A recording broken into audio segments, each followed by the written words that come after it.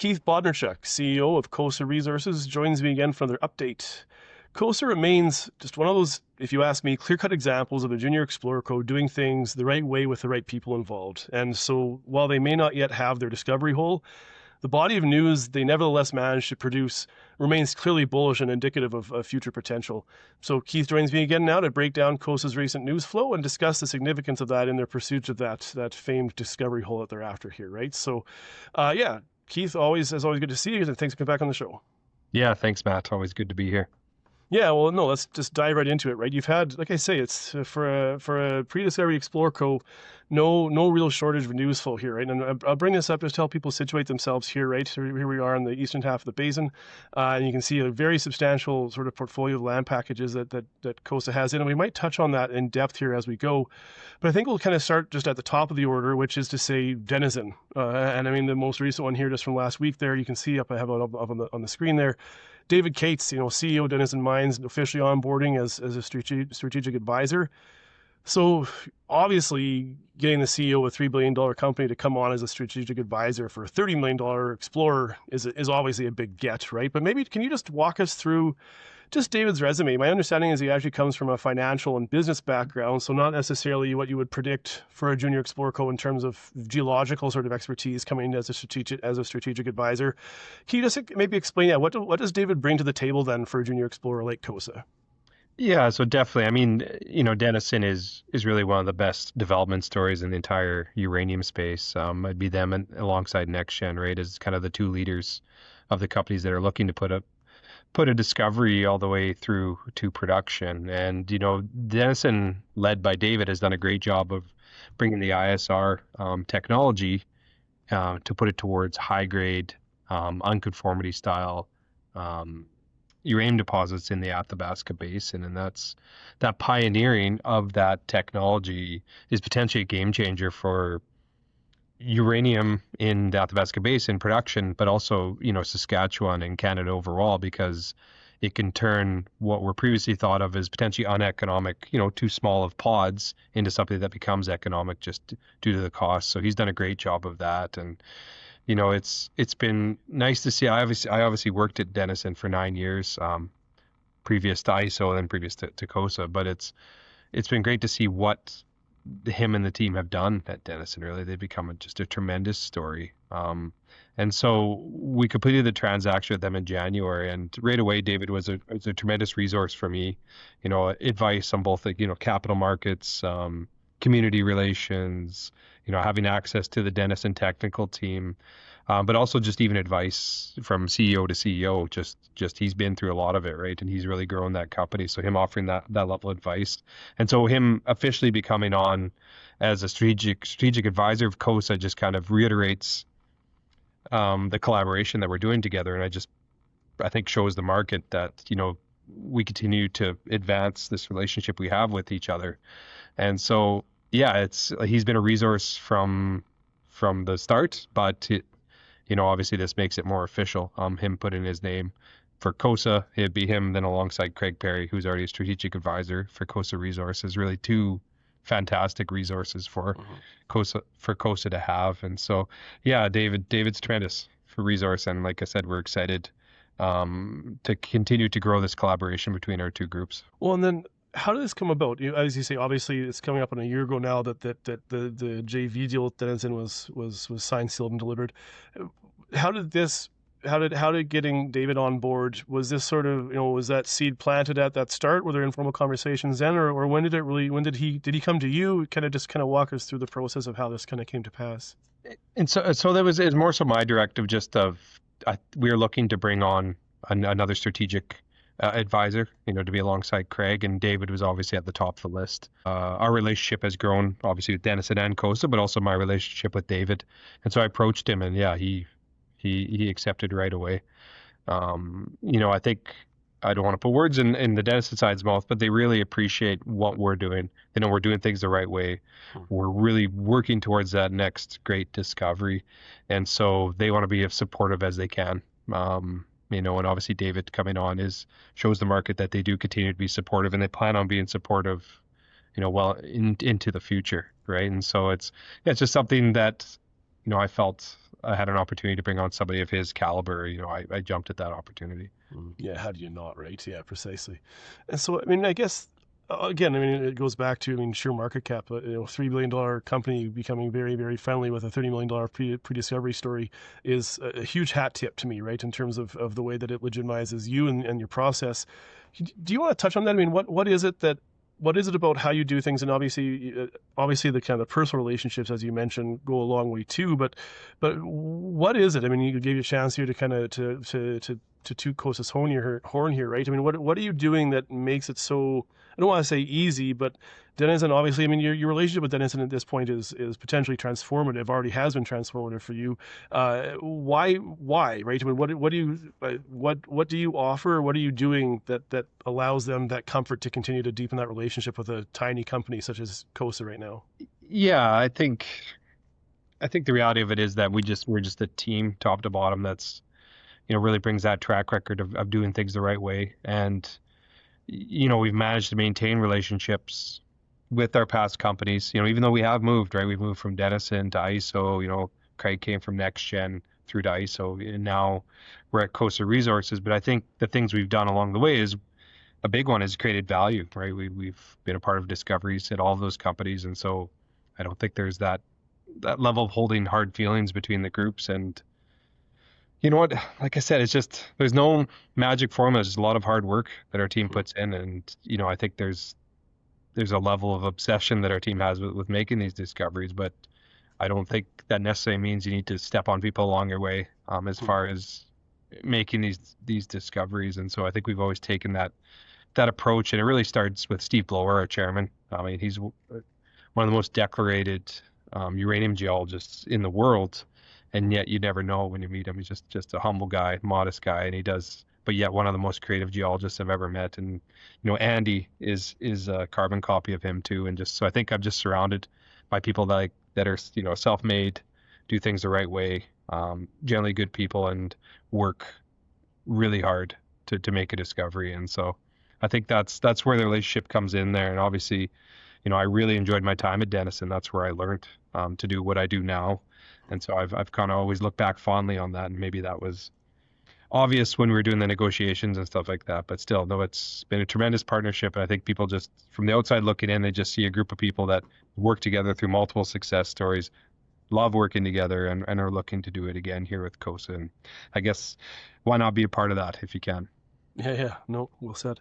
And I think your discussion around that sort of exhaustive, obsessive approach, and I really think that kind of hits the nail on the head, right? That drive has to be there to make a discovery. And so I think that serves as a decent transition here. You, a couple weeks back now, gosh, close to a month now ago, you gave an update just on you're just developing Darby targets, right? And so a lot of this goes through you're Andy and your rest of your team relogging old core and poring over old data and recalibrating and trying to just uncover new leads. And broadly speaking, you were successful. And we were kind of talking off camera. I would like to get Andy on here to talk through it more in depth, and I'll make sure to hit the books before I sit down with him for that one. But I thought maybe just speaking broadly, let's sit down and chat through this too, right? This is important news. This is gearing up and teeing up for your winter drill campaign, which again is potentially hugely transformative. Yeah. Maybe again, broadly speaking, it seems like you have some fairly easy targets to start off here. I've got just the plan view here. I mean, essentially, and you can tell me where I'm wrong, but you're essentially just kind of choking up on faults or interpreting parallel faults to get on top of in and around the contact with that unconformity, right? As you've helped me walk through in previous interviews. What additional information did you get from relogging all that old core and drill data? I guess because I want to get down to what is it that you're doing that is new that perhaps Denison didn't get around to, so to speak, right? But maybe let's start with that relogging old core and drill data. Just wanted to, what did you glean from that exercise, or what did Andy and the team glean from that? Yeah, so I think just taking a step back, like Darby was a big part of that transaction. Denison, it was a huge part, right? We really wanted Murphy Lake North and Darby. And then obviously getting Packrat there to in a third was tremendous, but Darby was a difficult one to get, right? There's a big negotiation involved with it, and it's right along trend of Cigar Lake. It butts right up against Cameco's ground. It's within 10 kilometers of the largest uranium mine in the world.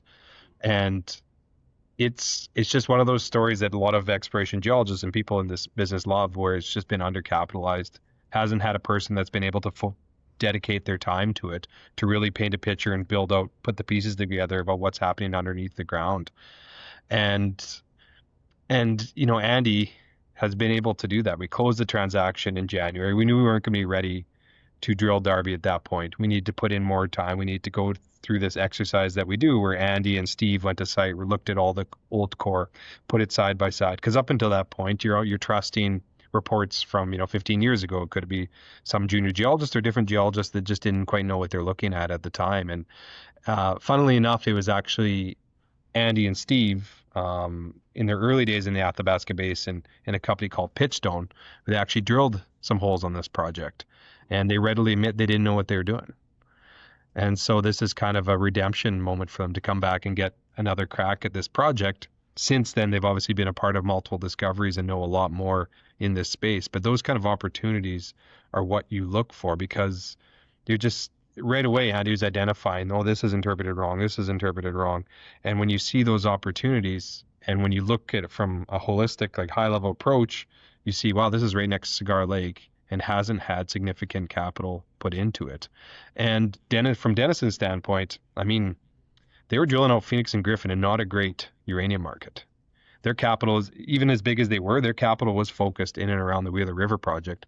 So, and this Darby project was in good standing, right? They weren't forced to spend a lot of money on it. And so you understand why they didn't drill holes in that area, right? It was not a great market, and they had to put it right next to their discoveries on their Wheeler River project.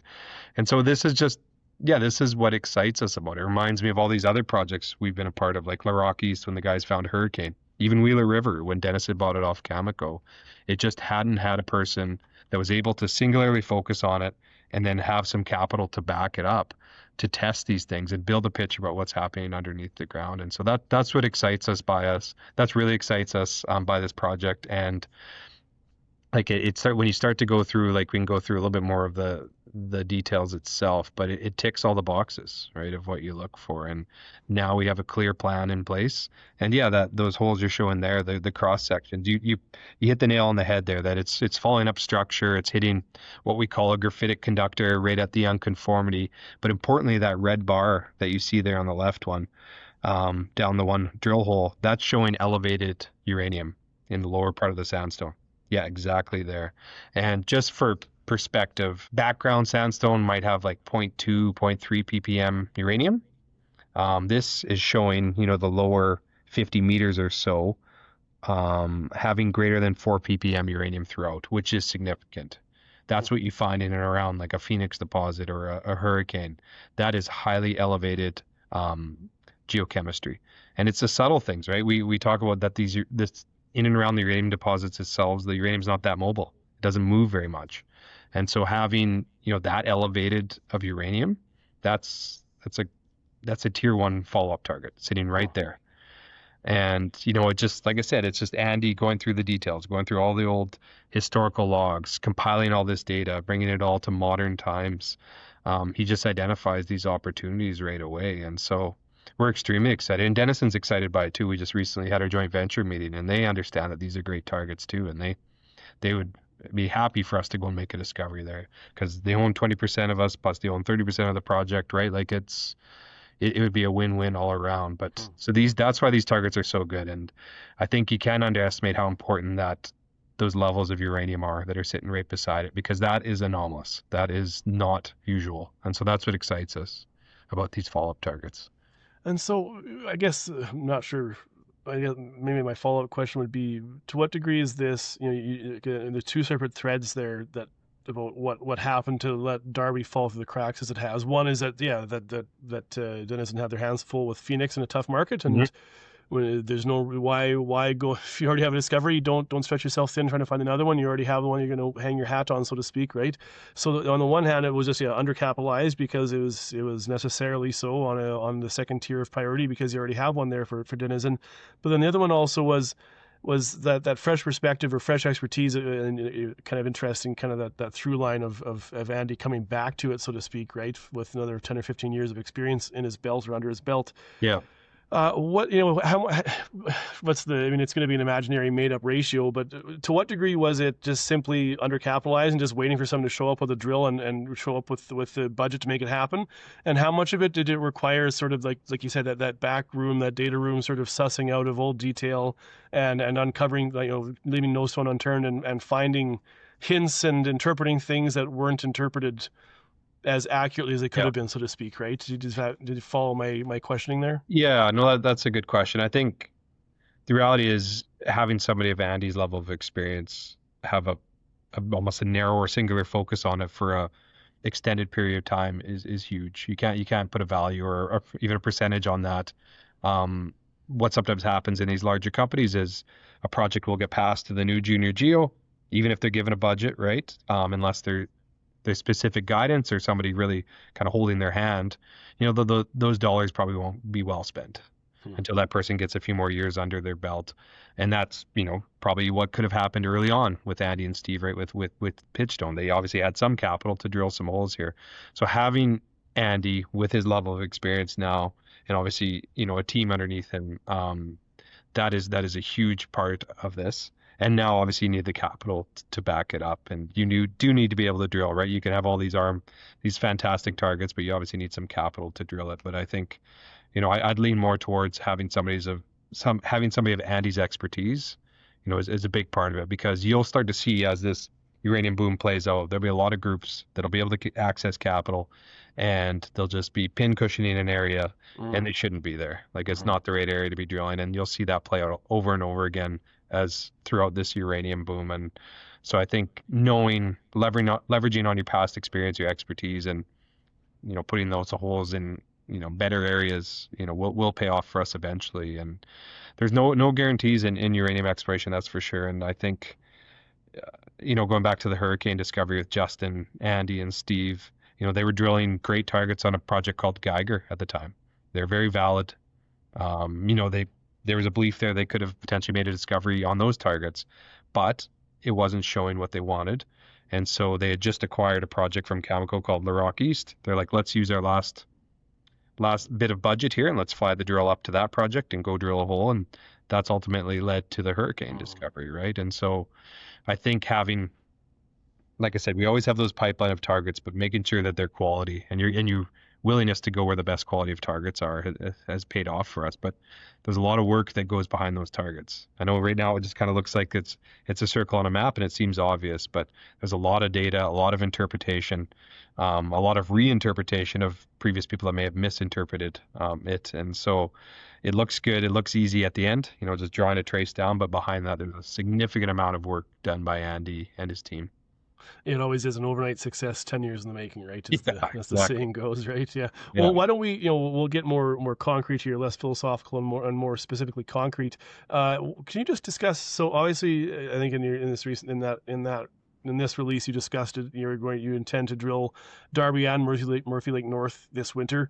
How do you plan to budget between them, right? I mean, I do want to know if you can speak in any more greater specificity around just your potential campaign upcoming. It's not far away from freeze up now at this point, right? Yeah. Can you just touch on what the drill campaign for those two projects will look like so far Yeah, in your certainly. eyes? So we're still we've had our JV meetings. We're still finalizing exact budgets with Denison, but we're eager to get to both. And the thing is, they're relatively close to each other. The two projects. I know it doesn't look like it there, but like with the infrastructure and stuff, it's pretty Mm. easy to move drills kind of in and amongst those directions. And so it's easy for us to go drill, say Murphy Lake North, and then go to Darby still in the same drill season between January and March. It's not that bad. And so our priority will probably be Murphy Lake North to start first, but then we'll try and get to Darby also in the winter.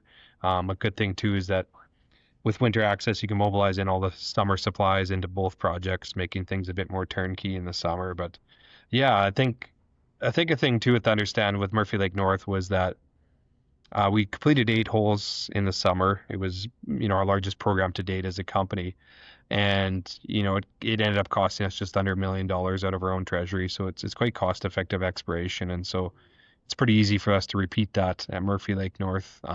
We'd look to deploy more capital in that throughout the entire year. Murphy Lake North, there's some great targets there, but it's that balancing act, right? We want to drill both, and we have great targets at both. the order of what we do, we'll do it more so logistically because both have great follow-up targets. Whatever one makes the most sense. We're still finalizing that, but man, there's great targets at both, and both we have a great opportunity at both to drill a game-changing drill hole for us as a company. Well, then I think I have a question here, and we'll see. Maybe I'll circle back to it, or just around your Astral property as well here. But I thought maybe I'll start more broadly, more generally. I mean, you have a lot of property in very prospective territory, right? And you've got a lot of land, 11 projects, if I'm not mistaken, with your name on them, and to some degree, right? Whether it's been optioned out or JV'd, 237,000 hectares, I think your website says, right? So Yeah. you obviously had built what you believed prior to Denison to be a pretty powerful portfolio of properties prior Yep. to Denison. And then Denison, this Denison JV bringing you in Darby, Packrat, and Murphy Lake North really does. It's a potential watershed, potential new chapter in the story of Cosa. But nevertheless, and you still have all these other properties. I mean, when I first started following you, you were doing Ursa was Yep. your priority, right? So what do you do then, right? You have a heckload of hectares and a lot of Yep. land, and I don't think you're necessarily at risk of kind of your exploration minimums, or you're probably going to keep them in good standing, not without Yep. too much challenge. But that's still a question, right? Sure. How do you strategize value creation with such a large portfolio? What do you do with the back half of your portfolio to create value? I think our philosophy has always been we acquire a project with the intention of exploring it ourselves, thinking that there's a potential there to make a discovery. But when we start piecing stuff together, obviously there's more competitive areas, and you might get maybe even more underexplored project than you necessarily wanted, like really grassroots. And so what that requires is a lot of capital to put geophysics on it to really advance it to where it is, to where you feel very comfortable that it's what you call discovery ready, with drill hole targets. And so, when we started out building this company, we really tried to focus on going to some of these really underexplored areas because that's partly because we love them geologically, but there was also what was available too, right? And then, but our recipe that we always apply as a company too is, or even as people, we've done it through multiple companies, is just really upgrading that pipeline. And if there's projects that we feel really are further along, potentially increasing our odds to make that discovery, we'll jump at that opportunity. And we did that with the Denison transaction. And with that opened up projects that we felt, okay, we still really like them. We don't want to just give up on them, but that's when we start looking at doing transactions that will be value accretive for our shareholders and still give us exposure if there is success on that. And then the first one you named there was Astro, right? It's one we did a deal where a company can earn up to 80%. They're going to spend $9.5 million in expenditures, give us some shares and some cash, and they'll keep moving that project forward. We really like it, but our capital is focused on these Denison projects and some of our other ones. And so when that happens, we're definitely willing to move off of something and create value some other way. But you'd be surprised actually how quickly you can flip through these projects when you have targets, right? You put in your layers of data, you develop your targets, and you identify a few areas. And if you go and drill them and they don't have what you want, there might be a willingness to move on to wherever your best target is. And our best targets right now are clearly Murphy Lake North and Darby. And so that's where our drilling will be focused right now. So and the holding costs of these aren't that significant in the grand scheme of things. And anytime there's, I guess, a uranium boom, the Athabasca Basin becomes a very highly contested area. So there's that aspect too, where we can do these value accretive deals, if the tailwinds continue in the uranium space. And so, we've kind of always taken this approach. ISO, we had a lot of projects too, right? Denison, we had a lot of projects. I think you just want to have that pipeline of drill targets. And then if you improve that pipeline, you have to have a willingness to move off of those projects and create value somewhere else, because you're right. You don't want to be stretched thin, just keeping stuff in good standing. You got to be drilling, and we know that. And so that, this is more so not necessarily a product of us trying to get as much ground as we can. It's more so a product of us starting with some ground, continue to upgrading it to where we are today. And, now in a position where we can move off some of this good ground, because we have targets that we feel justify our dollars. No, excellent. So then it really does. It was like I say, I asked you 10 questions at once there, but you stuck on topic there. But that was my just what do you do with them, right? What do you do Yeah. what do you do with the 11th ranked priority property? Yeah. No, excellent. And so I mean, I don't think we'll bypass Astro. I think I'll get Andy on, and maybe I'll slip a couple of questions on your kind of back pages of your catalog over to him on that conversation. But Sure. otherwise, Keith, I think that covers it for us, right? I mean, you have Darby and Mercy Lake North, which will take up your exploration budget this winter. Yeah. Is there anything left for you to do before? I mean, is it just are all your ducks in a row and you're just waiting for freeze up, or what do you have left to do before the drill campaign? Yeah, for sure. Like I said, finalized budgets with Denison, which should be in short order here. Announce to the market kind of our plans once that's been finalized. And yeah, no, we left the drill on site at Murphy Lake North. It's sitting there. You know, we're ready to go. And the beauty of that area is it's pretty easy to access. We've been doing it. I mean, it's right beside ISO Energy's ground. It's right beside Cameco's. It's obviously right beside Denison. So we're very familiar with that area. It's very turnkey for us. And so, yeah, you get up to site there in January and start going. No, excellent. And there it is, right? And that is it. You've got two drill target ready projects, drill ready projects that seem like they are agonizingly close to one of those discoveries that everybody's in the game for, right? So, no, Keith, good luck. I hope you guys kick some butt, and let's talk again soon, eh? So awesome. Thanks, Matt. Okay. Appreciate Thanks, it. Keith. Cheers.